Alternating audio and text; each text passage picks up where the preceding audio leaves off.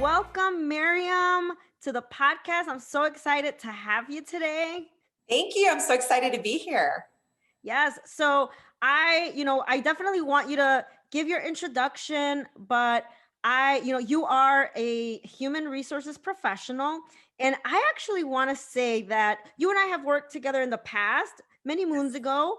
But I was on LinkedIn and I came across you had posted something, and you are a co-author for a book, Latinas Rising Up in HR. Yes. And it's a store. It was created by Priscilla Wasso, which Yes. showcases a collection of inspirational stories of human resources professionals. And so I thought Myriam is a co-author. I know Myriam. I have to get her on my podcast because I would really love to dive into your career story. And that's why you're here today. So to talk about, so you could inspire people and talk about how, you did not become a success overnight. And so the trials and tribulations, and we want to hear everything. So maybe we can begin by you telling us a little bit about yourself. Sure. So thank you, Liz, for having me again. I'm excited to talk to you.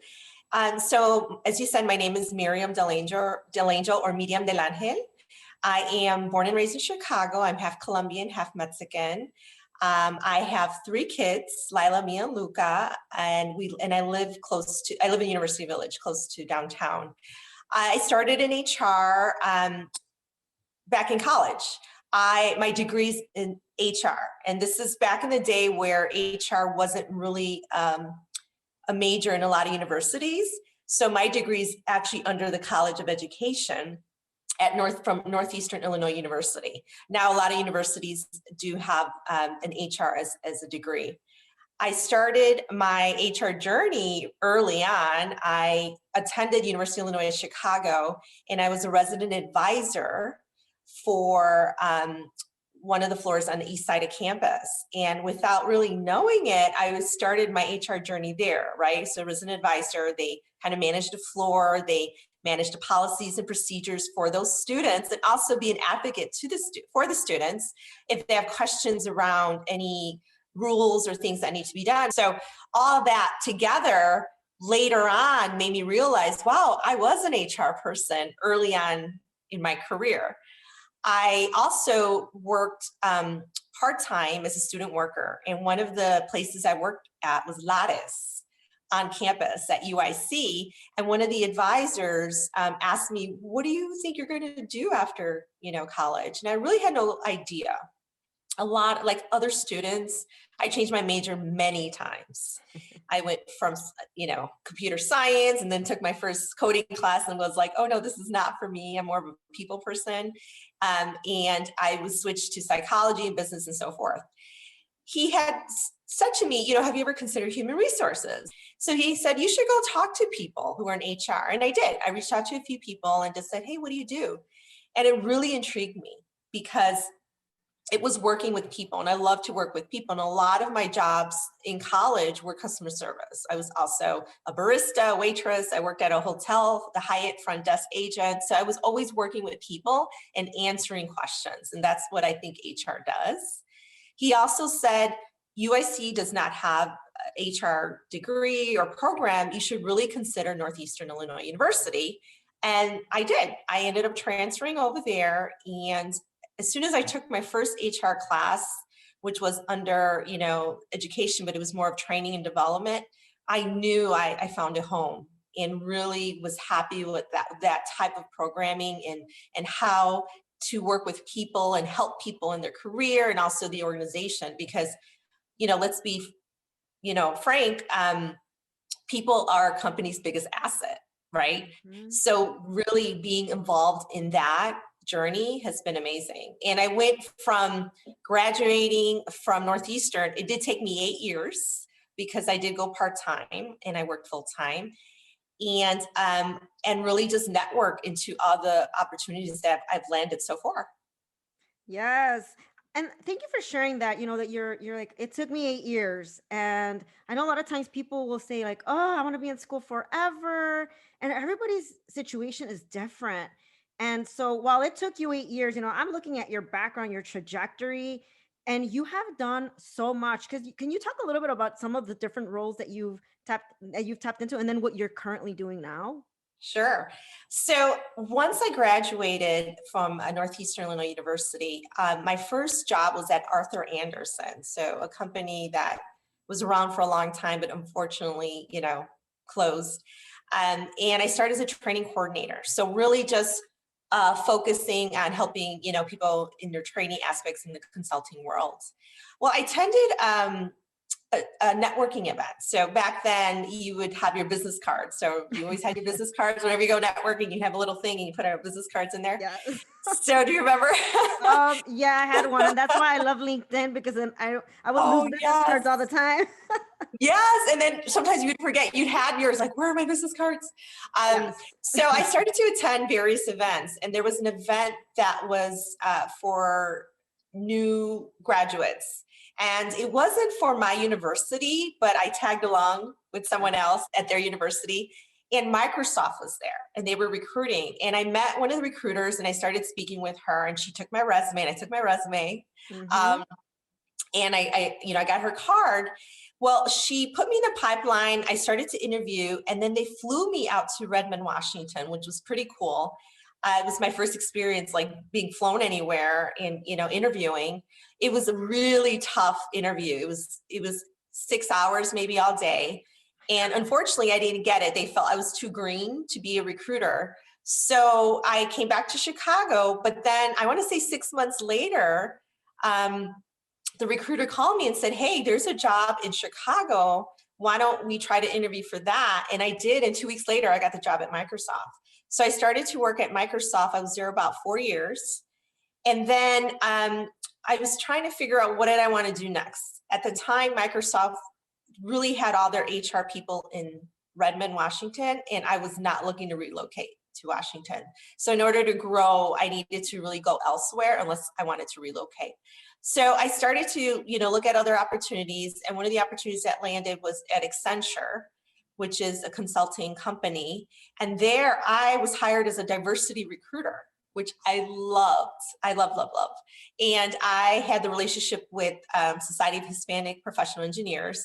So I got to travel. I got to travel Puerto Rico a lot, right? Because they have a really good engineering program at the university there. And I got to travel around the US. So loved it. It was awesome. I was very happy. I was helping diversity in the diversity efforts, underrepresented minorities. And then, life happens. I got pregnant. I was married and got pregnant, and I couldn't travel anymore. So I decided to look at another opportunity, and a human resource business partner role was virtual 100%. So I interviewed for that internally, and I got that role, and I was on that role for about 4 years. And unfortunately, I got laid off. They decided to have all their HR functions out of South America. So, but it worked out because by the time I left Accenture, I had my third child. Oh my So goodness. I was literally pregnant 9 months when I got laid off. So it worked out because after I had my baby, I got to stay with him, for almost a year. Um, and it worked out, with the benefits and everything.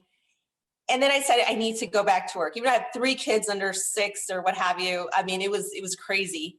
I decided to network again. And through that, I started to get contract opportunities as a recruiter. But I really wanted to stay in the HR business partner side. I really enjoyed it because as an HR business partner, you really are the voice of the people, but also the company. So you're like the middle person, and people ask you questions. And the way I put it is like, I'm a mom to a lot of people within whoever I'm supporting. So long story short, I ended up landing a role at Deloitte as an HR business partner there. And it was wonderful. I had a great time there. I was there only for a year because there was a partner that I worked with in the past at Accenture who went to EY and said, "Hey, there's an opportunity here. I think you'd be great. I would like for you to be in the HR world here." So I went to EY and I started there and, really, really enjoyed it.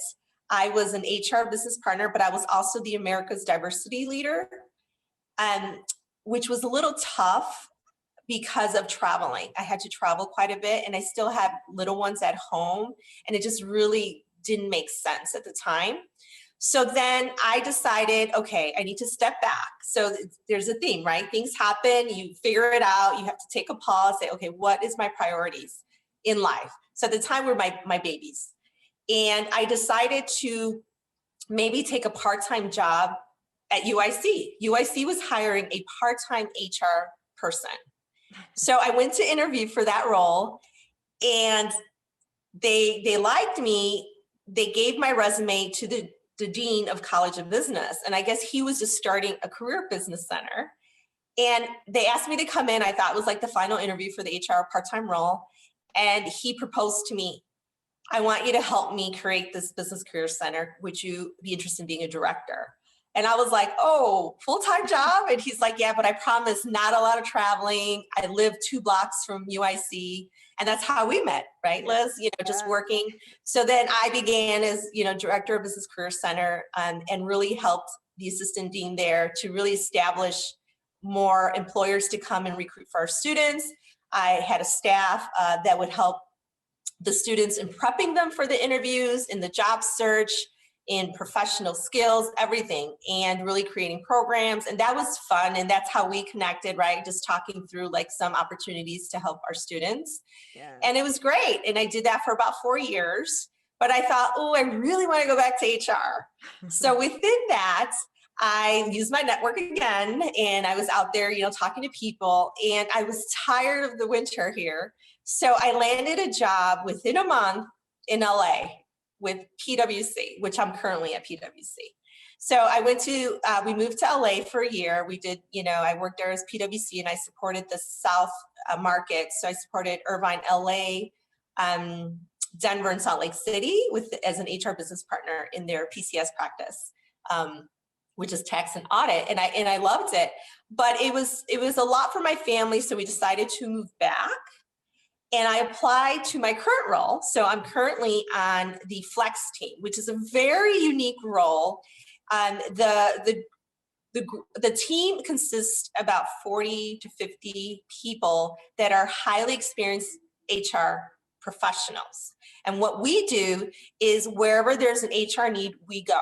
So people go out on disability leave, or anytime short-term disability, long-term, we go and we cover for them until they come back. This is a unique role because we're kind of like subject matter experts. We can go anywhere. So I've done recruiting, strategy, marketing, communications, HR business partner, all in any line of service. So from tax, audit, advisory, internal, it doesn't matter.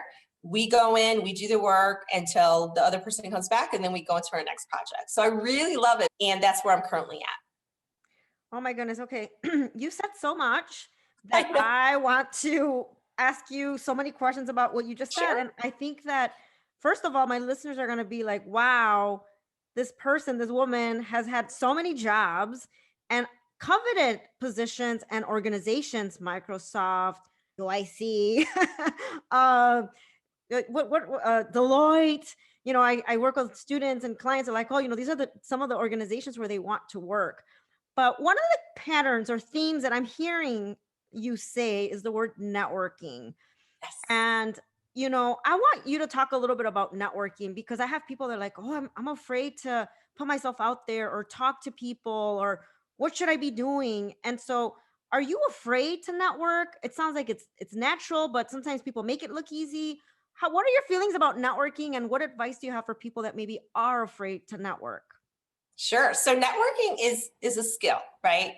I am very comfortable with it. I think for me, because not only my personality, but also because I've always had customer service jobs. Like I said earlier, I was a barista, I was a waitress. I've always been in line with people and dealing with so much, as you can imagine. Even as an RA, dealt with so much. But it is a skill. But I do have my challenges because I have Imposter Syndrome, right? Is what it's called, where I can be meeting with people who might be executives or have more experience than I do, say in HR or anything. And I feel like, oh, am I confident? Confidence the main thing. You have to be confident with who you are and what you know. But I have my moments that I can be talking to someone who has more experience, and then we're like, oh my God, am I going to say anything? I don't know. I'm not going to go talk to that person. But I think practice, right? Practice is something that you need to do. Talk to people.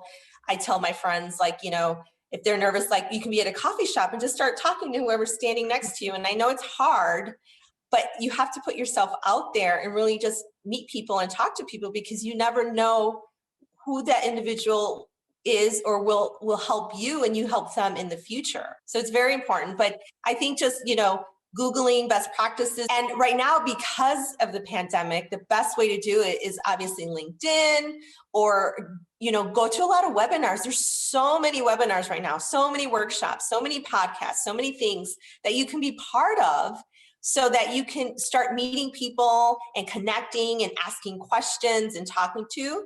And, if someone does a role that you're interested in, reach out to that person. I'm sure, 99% of the time, they'll be happy to talk to you about what their role is and what they're doing, and then maybe can help you, in getting in that type of career. Absolutely. And I think even some of the other things that you've said, when you're like, I applied for this position, I'm going back to one of your earlier experiences, and I don't want to interrupt you, but I was like, oh, I want to ask you about this. When you said that they flew you to Washington, and then they're like, oh no, you're not ready for this kind of role. And so while some people might have been like, oh, I'm sure you were disappointed, but that actually turned into, you had a different way and a different opportunity. And it was really through your network too. Like, you made a good first impression. So maybe talk a little about that. Cause I tell people when they get rejected from something, right? Mm. It's like, you just never know. You do very well in the interview. There are things beyond your control, but they may remember you for something else. Yes. Um, can you talk a little bit about that? Sure. So rejection is hard, right? In any work, love, everything, rejection is hard, but you got to keep going, right? And maybe it wasn't meant to be, right? So there's a better opportunity for you out there. And that happens a lot. I was just actually talking to a friend of mine who, we're on this committee together, and I just met her, but I call her a friend because she's amazing already. And she interviewed for this role. She had about 7 or 8 interviews. She knew she was going to get it. Everyone loved her, and she was so excited, and at the end they came back and said, unfortunately, we decided to go with someone else. And she was so confident that she had that job. Well, she was bummed, as you can imagine. Yeah. And so she went back to the, drawing board and started playing it, and she landed another job. But the great thing was that the other job that she thought she got, she had posted on LinkedIn, new job, blah, blah, blah. The hiring manager in the other job actually sent her an Amazon gift card and congratulated her Oh, on her new, yeah. So I told her, I said, you made a good impression. It could have been some internal issue, politics. Maybe there was someone internally that, they wanted to promote within, or what have you. You don't know, but you made a good impression, and you never know down the line, that's if right. there's other opportunities, they might consider you again. And then it's, this is where you're meant to be. I absolutely. I always tell people that, like, sometimes it's not beyond, some things are beyond your control. Just put your best foot forward, make a good impression. I've worked in organizations where people are, they're turned down for whatever reasons, but then they're considered for something else because they're like, they were actually great. And, Yes. we would really want them to be a part of our organization. But sometimes you don't know that. You Uh, don't. And sometimes they might be doing you a favor, right? yes, that's You right. could have been in a role that you hated and been like, why did I want this role so bad? But there's hope, and there's, I know culturally, and I always say this when I talk to people, that we want to go and do the work, heads down, do the work, but you have to speak up. And if you're not happy in the role that you're in, there's other opportunities. There's other companies, especially in HR. There's HR in every company, well, there should be. Right. So there's tons of opportunities, but I think that you need to be happy where you work, and there's a balance. And I know people say, you can have it all, but I honestly believe that there's times in your career path that you have to juggle and really balance and see what's important to you at that time. And like I said before, my kids, right? So there was a lot of opportunities that I could have done, travel or whatever, but my kids are my priority. And I took a step back. So now that my kids are going to be 12, 14, and 16 this year, oh my God, I feel old. I am ready to go back and really look at my career. And that's how I got involved with the book. Thanks, Priscilla for involving me in this. And it really has opened up a lot of doors, but also networking, right? So I am meeting more people. I am revisiting people that I've known from the past of all the companies I've worked with. So there's hope, and you just got to keep moving forward. I know you summed up your journey very quickly, but I know that you've had a lot of challenges over the years, family, the layoff. And so, other than networking, what would you say are some of the key attributes and things that you have done that you feel have helped you move up the career ladder, that have helped you be successful? I think staying connected, right? Connected with people. And, people love Instagram or Facebook. I love LinkedIn. I am on there every day. I like to see what other people are doing. I like to see, what are the latest trends, right? That's something that's important, especially whatever career you're in, see what the latest trends.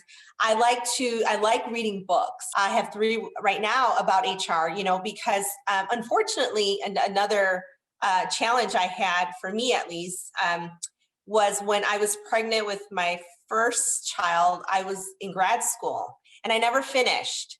And that's one thing that I want to do. I want to go back and finish my graduate degree in HR.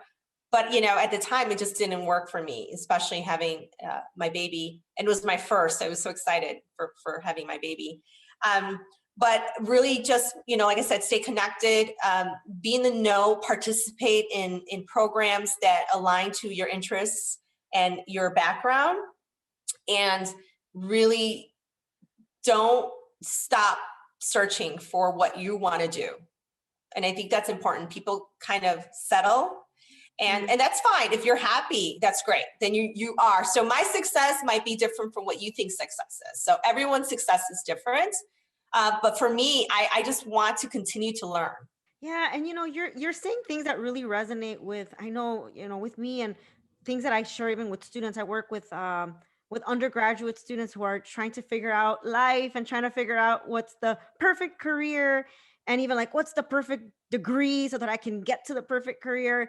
And so you have accomplished all these things with an undergraduate degree. And I know that you want to go back to school, but you have leveraged your connections and also your professional development. So I think that's really important. And I tell people this all the time, like, you have to stay abreast of your industry, like what is out there, what are the new trends, like you have to stay fresh, your skills. And it sounds like Yeah. that's what you've been doing. You were in school, but you're learning in a different way and applying these skills and being Yes. practical.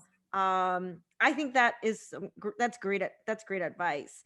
Thank you. And um also technology. That's something that, oh yes. my God, like, Instagram now, as Twitter, and also Clubhouse is new. There's Oh yeah. Slack, like all these types of things that I feel like an old lady. I feel like my parents when that had to help them with the VCR, if people know what that is. But but yeah, it's just, you got to keep learning because, things change.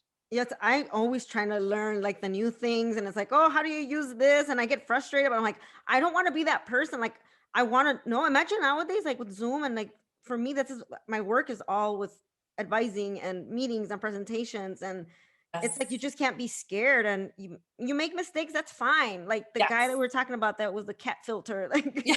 hey, it happens. We're human. It's all good. Yes. Even it happens to the best of us, right? He's like a lawyer. Um, Yes. so I'm gonna ask the question, right? Because everybody has their story, everybody has their experiences, but things are a little different for some of us. And I would like to learn and hear a little more about what are some of the greatest challenges that you've had in paving your career in HR, as a Latina. Sure. So diversity is huge, right? when I started at Arthur Andersen, I was the only Latina on my team. And that was so shocking for me, or a minority, I should say, as well. I was the only, everyone was Caucasian and female on HR. Usually there's more females in HR at the time. And I came from working as customer service. I was also the office manager at DePaul University's Career Center for over a year. So I've always had diversity. Like that was something UIC, Hispanic Serving University, right? I worked at, like I said, food industry, what have you. So when I started working there, I was kind of like, oh, okay, this is new. So really kind of navigating my way in how to, first, how I felt about that, and also making sure I was seen and also heard. I think that's very important. Culturally, I know, I great parents, but my father was strict. Mm, I was the only mm. girl, and he was, very like, you're seen and not heard. So really, I fought that. If you ask my brother, I fought that. So my personality, but really being in an uncomfortable situation where you don't, imposter syndrome, right? I was young, I was green, I just graduated. And if I saw something or said something, I felt that I wasn't comfortable enough, not only because of my experience, but being Latina. Mm. But I did meet someone who really said, use your network, talk to other people. And one thing I wish I had was a mentor. Mm. I know so many people had mentors and really helped them in their career, and the success that they're at. But I never really had someone that I can talk to about my career. And I had coworkers, but I think we were all in the same boat. Yeah. I had friends, I have great support system, but they're not in HR, right? It's different when you have a mentor who can really talk through not only what you're looking to do, but even in situations when you're talking to someone or you have a challenge, they can help you walk through it and say, maybe you should have done this differently. That's one thing that I wish I had, and I encourage a lot of people now, even my kids, to find mentors for them. So that was a challenge. And then as I went up in my career in different companies, I started to see diversity. There wasn't much. I was always part of the ERG, so I was part of the Latino organizations within every company I was with. But being in HR, we get to see everything. We get to see the lack of equity within pay. We get to see, promotions that don't happen. And you wonder, is it because this person is, underrepresented minority? So it's a challenge, even though diversity right now is like hot topic. Yep. hot topic. Everyone's diversity. But I really wonder, and I challenge those companies that are hiring so many people and creating departments, if they're really serious about it. Because I've been in organizations where it was checking a box, and you really felt it, unfortunately. But I think really just knowing who I am really helped in a lot of those things. And if I didn't know, I asked. Okay, to me, there's no such thing as dumb questions. So if you thought I had a dumb question, I don't care. But I made myself heard and really learned and talked to a lot of people. So that really helped me through my career growth. That's so great, Myriam, because I feel like, especially when you have imposter syndrome and it's like, oh, I'm gonna ask a question, and so for sure now they're gonna know that I don't know. But like you said, it's like you have to be seen, you have to be heard. And I think even culturally, like I know I was raised like, don't interrupt. Whatever they tell you is the right way. And it's like, don't challenge. And it's like having to change that behavior and that way of thinking. It's so different in the workplace. Yes. And really advocating for yourself. So like you said, the pay inequities, like even as Latinas, like we're afraid to ask for more money, ask for a raise, ask for a promotion. And like you see all that, right? Like, oh, that you should we offer you the lower end. You should have asked for more. And that's why there's people like me to help individuals to be like, no, this is what you do. This is what how you prepare and you navigate these situations. So you mentioned mentorship, which I think is such a great topic, and it's so important. And I think it's hard sometimes when you're in these industries or in these organizations where maybe there's not a mentoring program, it's not an official way. How can people identify mentors, or, how can someone be like, you know what, I need to find someone that I can learn from, that can guide me. How can someone find a mentor? I think in networking, right? I think talking to people and for instance, I know people who found their mentors by just reaching out. They saw someone and really looked at their career path and what they've done and said, I'm really interested in that, and just having those conversations and then growing that relationship, because it has to be a Yeah. relationship. And both parties agreeing, yes, I'll be your mentor. And I know that you want to be mentored sometimes by people who look like you, who understand. But I think you need to be open to all kinds of mentors. They don't have to be Latinas. They don't have to be Blacks. They could be white. I think it's really of what your purpose is and what you're trying to do.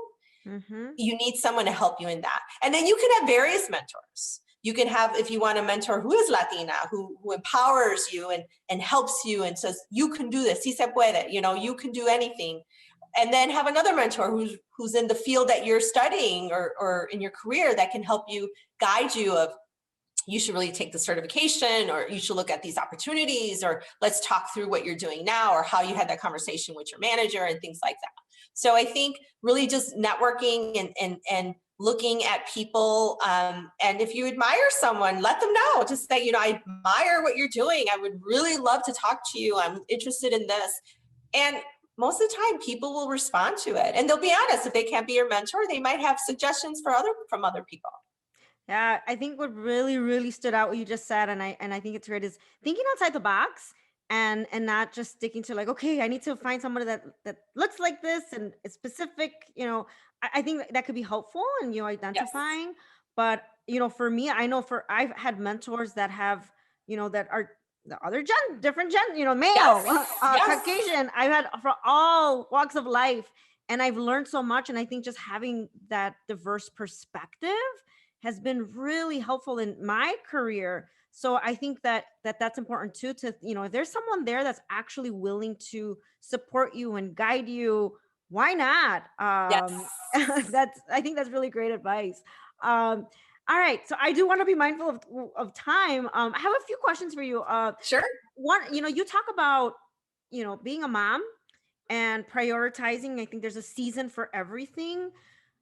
What does work life balance look like for you? And what are your thoughts of work life balance? Well, like I said earlier, I think it everyone has their own type of work-life balance, and it really depends on their time of in their life. So when I started to have my kids, I mean, they are my world. I love my babies. They'll always be my babies. And I became that mom. I was the team, they all play soccer. I was a team manager, and they were in 3 different teams. I was the vice president of the parent organization at their school when they were all in one school. I mean, I even had one parent. I remember I was at the soccer field, and I had my laptop and I was working.